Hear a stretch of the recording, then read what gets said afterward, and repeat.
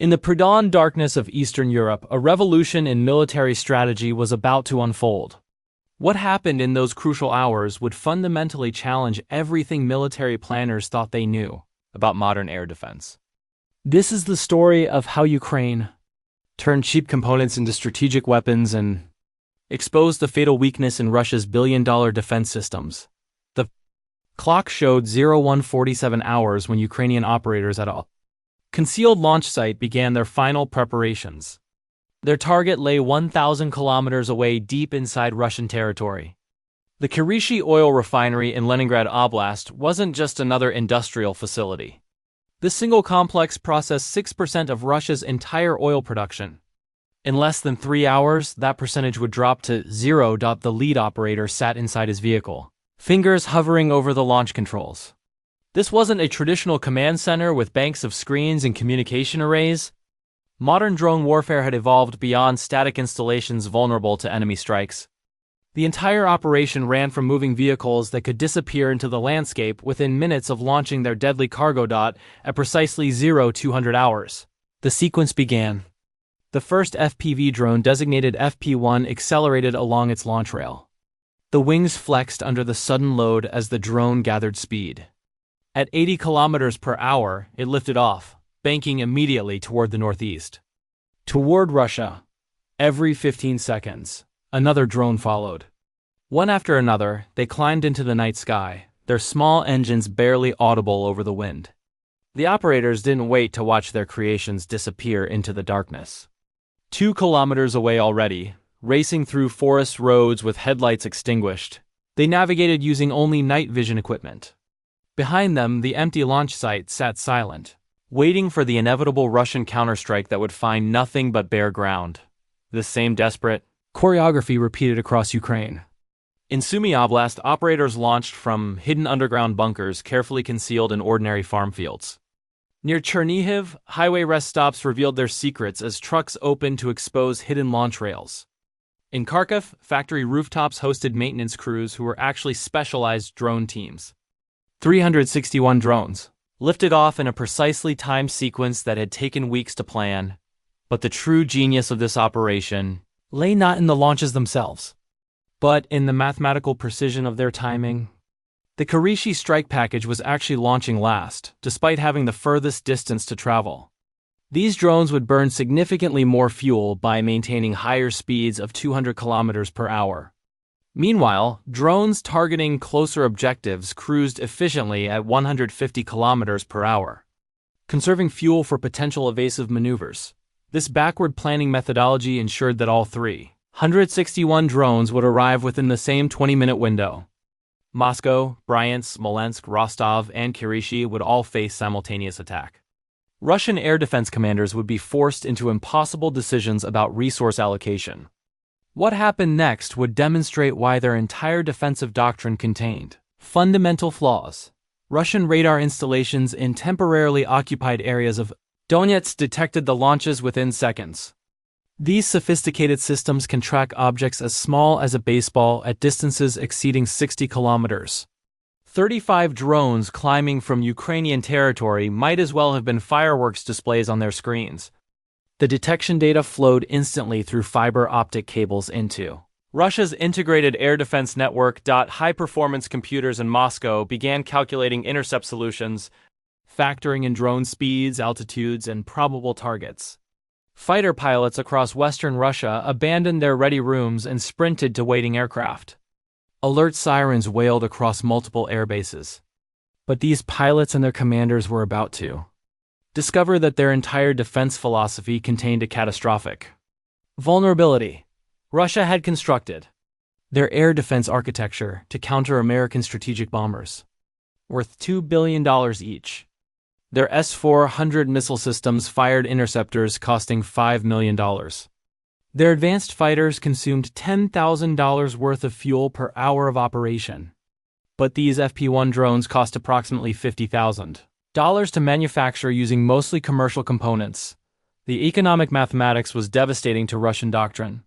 Fire a $5 million missile at a $50,000 drone and you've lost the economic exchange even if you achieve the kill. Let the drone through and risk losing a billion-dollar refinery. Every option represented a net loss. The traditional calculus of air defense had been completely inverted. What made these drones even more problematic for Russian defenses was their navigation system. The FP-1 utilized a dual satellite receiver that simultaneously tracked both American GPS and Russian GLONASS satellites. If American satellites indicated one position while Russian satellites suggested another, the drone's computer immediately recognized someone was attempting electronic deception. The backup navigation system proved even more clever. Terrain contour matching used the drone's radar altimeter to constantly measure ground elevation, comparing readings against stored topographic maps. Even with both satellite constellations completely jammed, the drone could read the shape of the Earth itself to determine its exact position. Geography cannot be spoofed or jammed. The engine powering this weapon system came from an unlikely source. A Chinese two-stroke motor available for online purchase at $500. Produced 6.5 horsepower burning regular gasoline. This gave the FP-1 exactly 1,600 kilometers of range. Ukraine hadn't developed exotic military technology. They had weaponized hobby shop components and turned them into strategic assets capable of striking deep into enemy territory. The warhead, however, was decidedly military grade. 80 kilograms of tetrol explosive detonated at 7,900 meters per second, creating a shockwave capable of demolishing reinforced structures. Surrounding the explosive core were thousands of steel ball bearings that would punch through concrete at distances up to 200 meters. By 02:15 hours, the individual strike packages had merged into one massive swarm heading eastward. Russian radar operators watched their screens fill with 361 distinct contacts converging on dozens of potential targets across their homeland. The question facing Russian air defense wasn't whether they could detect the incoming threat. They already had. The question was whether they possessed sufficient resources to stop such a distributed attack. At 02:45 hours, the Kirishi package reached the Belarusian border. The main swarm of 326 drones continued eastward toward Moscow and other secondary targets deeper in Russia. This represented the critical moment of the operation. 35 drones peeled away from the main formation, heading north through the narrow corridor between Belarusian air defenses and Russian interceptors. If detected now, isolated from the protective mass of the main swarm, they would become easy targets for concentrated fire. The package immediately executed what Ukrainian planners called a ladder formation. 5 Mugen 5 decoys climbed to 3,000 meters altitude, deliberately broadcasting on known drone control frequencies. These drones wanted to be seen, tracked, and engaged by enemy systems. The modified commercial drones even carried radar, reflectors constructed from aluminum corner cubes that made them appear massive on enemy radar displays. At $30,000 each, their mission was simple but vital. Draw fire away from the real strike drones and preserve the mission capability. They were expensive sacrificial pawns in a deadly chess game. The UJ-22 drones leveled off at 1,500 meters, occupying the middle altitude tier. Some carried genuine 20-kilogram warheads while others flew with ballast weights, carefully calculated to match normal flight characteristics. Their role was to absorb missiles from Buk and Tor short-range air defense systems. Forcing the Russians to expend ammunition on secondary targets, the FP-1 strike drones dove to 50 meters altitude, disappearing into what radar operators call ground clutter. At this extremely low altitude, radar beams reflect off everything in the environment. Trees, buildings, vehicles, power lines all create electronic noise that effectively camouflages small targets. Additionally, the curvature of the Earth itself provided protection. Radar travels in straight lines while the planet curves away beneath. At 50 meters altitude, a small drone becomes invisible to ground-based radar systems beyond approximately 30 kilometers. The laws of physics were protecting them. This multi-altitude formation was tactically brilliant. Each altitude band was specifically designed to defeat a different layer of Russian air defenses. The high-altitude Mugen 5 decoys would trigger engagement from S-400 and S-300 strategic systems designed primarily for intercepting bombers and cruise missiles. The middle-altitude UJ-22s would draw fire from tactical systems like Buk and Tor. The low-flying FP-1 South would slip through the gap between these defensive layers. The vertical spacing meant no single missile could engage multiple drones. A missile climbing toward a target at 3,000 meters cannot simultaneously intercept something flying at 50 meters. The Russians would be forced to make individual engagement decisions for each contact. Rapidly depleting their finite missile inventories, Belarusian MiG-31 interceptors scrambled from Baranovichi Air Base, their massive Zaslon M radars powering up. These radars rank among the most powerful systems ever installed in fighter aircraft, designed to track American B-52 bombers at distances exceeding 300 kilometers. But that immense power became a tactical weakness in this scenario. The Zaslon M uses narrow pencil beams optimized for detecting large targets at high altitudes. Attempting to locate tiny drones at treetop level with a MiG-31 radar was comparable to using a sniper scope to hunt mosquitoes. The physics simply didn't favor the defender. The pilots quickly locked onto the high-altitude Mugen 5 decoys. But Soviet-era doctrine required visual identification before weapons release stopped by the time the interceptor pilots had confirmed hostile intent and received permission to engage. The real strike package had opened a 40-kilometer gap. The decoys were performing exactly as designed, pulling interceptors high and away while the strike drones slipped through at low level. But ahead lay an even greater challenge.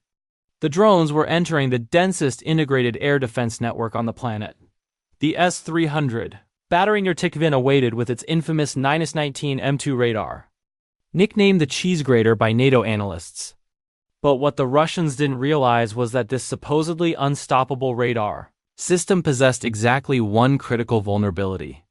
Ukrainian intelligence had discovered it during previous strike operations, and they were about to exploit it ruthlessly. At 0400 hours.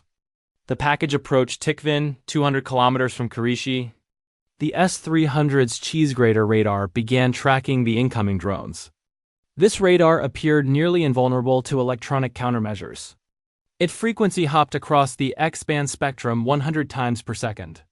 8 GHz, 12, 10, 9, never repeating the same frequency twice in succession.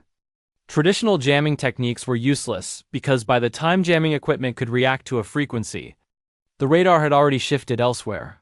But Ukrainian electronic warfare specialists had discovered the system's Achilles heel during careful analysis of previous engagements. Every 10 seconds, the radar must recalibrate its frequency hopping sequence to maintain synchronization with missile guidance systems. For exactly 500 milliseconds, it stops transmitting. Half a second of blindness every 10 seconds. If you knew precisely when that recalibration occurred, you could effectively disappear from the radar picture. One Mugen 5 decoy climbed to 5,000 meters, deliberately making itself the most prominent target. The S-300 engaged immediately, considering it the primary threat.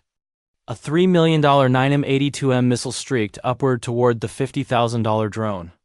But, in the 2 seconds before impact, the doomed decoy transmitted the radar's exact timing pattern to the rest of the swarm via encrypted data link.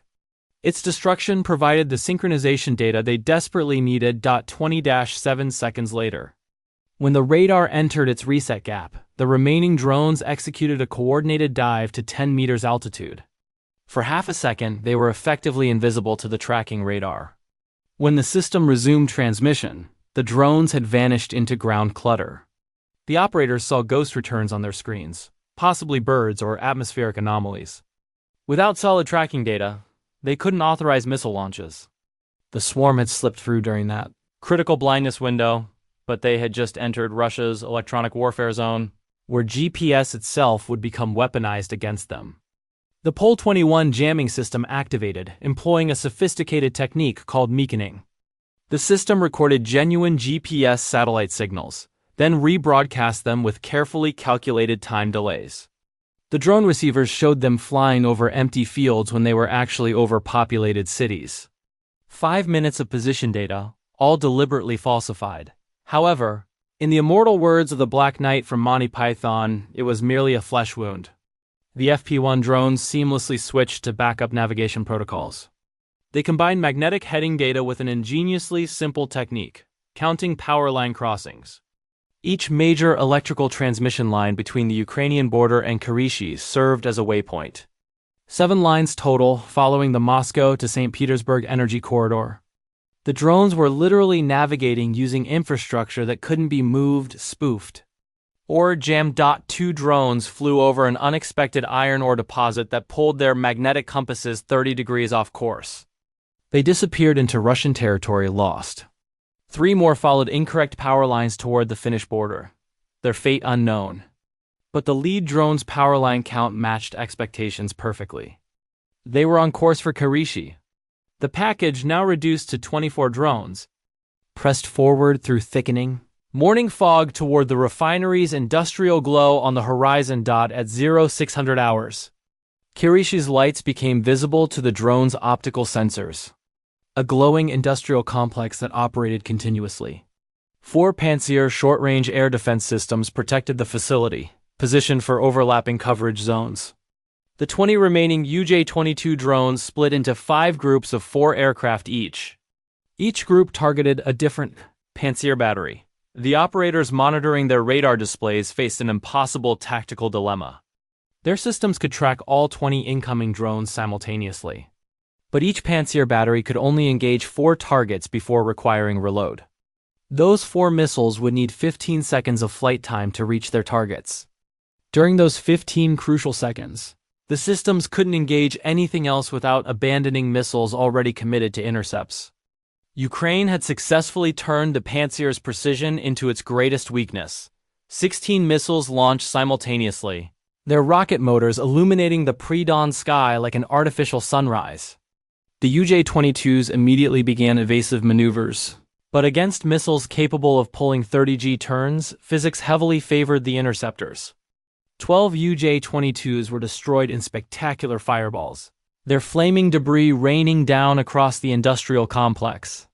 But their sacrifice bought precious seconds, because while those missiles flew their 15-second journeys, while the Pantsir systems were temporarily blind to new threats, the FP-1 strike drones sprinted through the gap at maximum speed. By the time the missiles impacted their targets, the strike drones had penetrated inside minimum engagement range. The Pantsir batteries needed 45 seconds to reload. The FP-1S needed only 30 seconds to reach cannon range. The mathematics decisively favored the attackers. The Pantsir systems switched to their twin 30mm automatic cannons, firing ahead ammunition. Each shell contained 360 tungsten subprojectiles. The fire control computers calculated where each drone would be when the shells arrived, creating clouds of tungsten along predicted flight paths. But Ukrainian programmers had incorporated random altitude changes every 2 seconds into the flight control software. Up 10 meters, down 5, up 3, down 8. No discernible pattern for the computer to learn or predict. The predictive targeting was firing at where drones should be according to ballistic calculations, not where they actually were. 3 FP-1S flew directly into tungsten clouds and disintegrated instantly. Another caught the edge of an explosion pattern. Half its wing was torn away, but somehow the drone remained airborne, its gyroscope compensating frantically for the catastrophic damage. 6 FP-1 South cleared the cannon engagement envelope at 500 meters from the refinery perimeter. The Pantsir systems couldn't depress their gun barrels any lower without risking firing into their own positions. The drones had broken through the main defensive line, but the Russians had deployed a brand new weapon system specifically designed to counter exactly this type of threat. 3 surviving drones crossed the refinery perimeter at 0618 hours, entering the engagement zone of the Derivatsia PVO. Russia's newest close-in weapon system sat mounted on a modified BMP-3 armored chassis near the main gate. Its 57mm autocannon was already tracking the incoming drones with deadly precision. This wasn't simply another anti-aircraft gun. The Derivatsia PVO was specifically engineered to stop drone swarms exactly like this one. The system fires shells with programmable electronic fuses. A laser rangefinder measures exact distance to each target, then programs every shell as it leaves the barrel. The shell counts its own rotations during flight, detonating at precisely the calculated distance. Not on impact, but directly in front of the target. Each explosion spreads 200 tungsten balls in a 10-meter diameter sphere. The drone flies directly into a wall of metal fragments it never saw coming. The system's computer was already calculating a firing solution called barrage mode. It would create overlapping spheres of tungsten fragments at different distances. 300 meters, 250, 200, 150. A three-dimensional grid that seemingly nothing could fly through. The gun barrel began elevating, targeting the lead drone at 200 meters altitude. But the Derivatia PVO's designers had incorporated a fatal safety protocol into the fire control system. Below 100 meters altitude, the tungsten fragment spheres could potentially hit the refinery itself. Storage tanks would rupture. Volatile chemicals would leak. The system designed to protect the facility could trigger the exact disaster it was meant to prevent. The safety lockout was hard-coded into the fire control computer. No manual override existed, even in combat situations. The Derivatia PVO opened fire at 0618 hours. The first shell detonated 200 meters from the lead drone. Too far to cause damage, but close enough to reveal the engagement pattern to the drone's threat warning systems. The second shell exploded at 180 meters. The computer was walking its fire progressively closer with each shot. The third would be perfect. The lead FP1 attempted to dive, but its damaged control surfaces responded sluggishly. The third shell detonated 8 meters away. 200 tungsten balls expanded outward at 1,500 meters per second. The drone's plywood airframe shredded instantly. The fuel tank punctured, spilling gasoline. The engine tore free from its mounts. The drone cartwheeled through the air, spreading debris across the refinery grounds as it fell. The second drone reached 120 meters altitude. The Derivatia PVO's barrel tracked downward with perfect precision, following the diving target. At 110 meters, still firing. At 105 meters, one final shell left the barrel. At exactly 100 meters altitude, the system stopped. The barrel froze in position, unable to continue tracking. The final shell detonated harmlessly above the diving drone. The operator could see the target clearly on his displays. His radar tracked it perfectly. But the computerized system absolutely refused to fire. He tried manual override. Access denied. He attempted switching to direct fire mode. Locked out by safety protocols. The computer had decided that protecting the refinery from potential friendly fire outweighed stopping 2 remaining drones. It was a catastrophic miscalculation. At 0619 hours, the first FP1 struck the CDU-100 junction precisely where intelligence analysis had indicated the optimal impact point. 25 kilograms of tetryl explosive detonated at 7,900 meters per second, creating 100 psi overpressure. The corroded support structures failed instantly under the explosive force. Crude oil at 380 degrees Celsius under 30 atmospheres of pressure erupted from ruptured distribution lines. The superheated liquid hit atmospheric air and instantly vaporized, creating a massive fuel-air explosion that propagated throughout the entire processing complex. 10 seconds later, the second drone impacted Tank 47's degraded seal. Accumulated hydrocarbon vapors in the tank's headspace ignited instantaneously.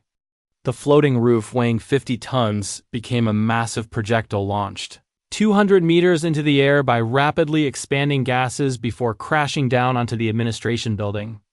80,000 barrels of petroleum products now had no containment, feeding an exponentially growing inferno that climbed toward the clouds. Visible for dozens of kilometers, the CDU-100 failure cascaded through interconnected systems like dominoes precisely designed to fall in sequence. The fractionator column, suddenly starved of feed, experienced catastrophic pressure drop. Liquid hydrocarbons at 380 degrees underwent instantaneous phase change. A bleave occurred, boiling liquid expanding vapor explosion. The column itself, 40 meters tall and weighing hundreds of tons, split at critical weld seams. The top section flew 800 meters like a giant missile, crushing equipment and structures in its path. Secondary explosions ripped outward in all directions. The bleave shockwave punctured 6 additional storage tanks simultaneously. Emergency shutdown systems attempted to isolate damaged sections, but the destruction was too widespread and too rapid. Pumps couldn't stop operation with downstream pressure suddenly gone. Valves couldn't close properly against backward flow of materials. The facility's sprinkler suppression system had no pressure, because water mains had been severed by the initial explosions. The Kirishi Refinery, processing 355,000 barrels per day and representing 6.4% of Russia's total refining capacity, was destroying itself from within. No amount of firefighting could stop the chain reaction now consuming the facility. Satellite imagery captured by commercial observation satellites would confirm what Russia denied for days afterward. The CDU to 100 unit, completely destroyed. The catalytic cracker, obliterated. Minimum 6 months before even partial operations could resume. Full production capacity might never return to previous levels.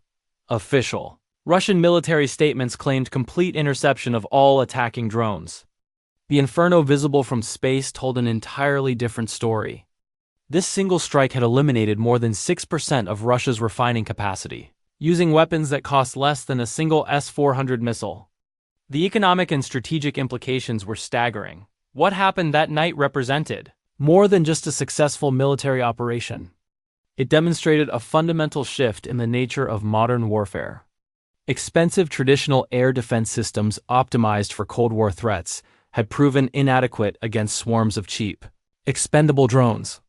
The economic mathematics of warfare had been inverted. Defenders now faced the impossible choice between bankrupting themselves with expensive intercepts or accepting catastrophic damage from cheap weapons. The age of the drone swarm had arrived, and it was rewriting every assumption about air power, strategic defense, and military economics. Ukraine had shown the world that you don't need stealth bombers or cruise missiles to strike targets deep in enemy territory. You just need clever engineering, commercial components, and the willingness to think differently about warfare itself.